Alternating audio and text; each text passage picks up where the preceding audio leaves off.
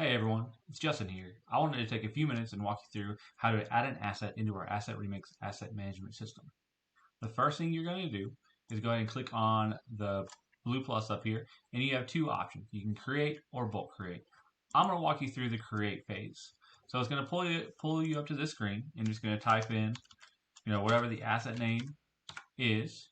If you have an asset tag number on it or a serial number, you're going to go ahead and enter that one in this phase right here. Now you can copy and paste the serial number if you have it.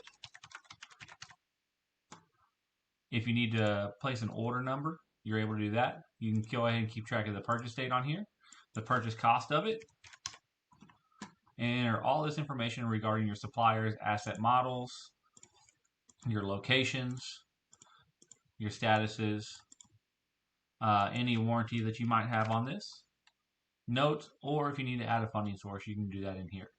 At this point, I'm going to go ahead and hit create. It's going to go through, create the asset for me, and bring me back to my main asset screen. The second way we have is through our bulk create. If you're going through and you need to make a couple new devices at one time, you can go ahead and do this, and it's going to pull you up to this screen. Similar to the last one, you're going to go ahead and type in all this information that you need right here.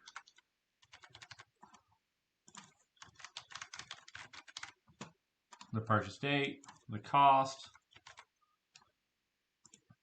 You're going to keep tabbing over if you need to do a supplier, an asset model, your location on this, your status, any warranty you might have in months, any notes. Once you get to the end, if you go ahead and hit tab after the funding source, it's going to go ahead and create this new column for you, and this will let you go ahead and create the next option for it.